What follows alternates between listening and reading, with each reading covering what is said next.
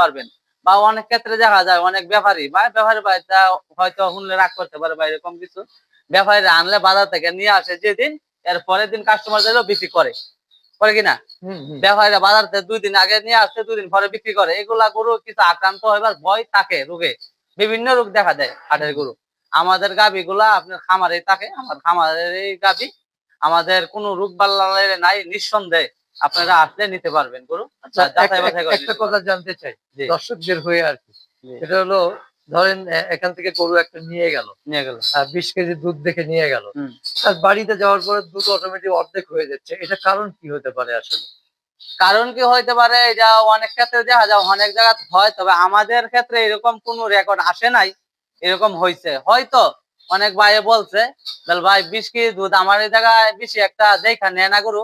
আমরা ওই যে হঠাৎ আইলো কিনলো, ভাই বিকালে দোয়ান দেখবো, সকালে দোয়ান দেখবো, শেষ।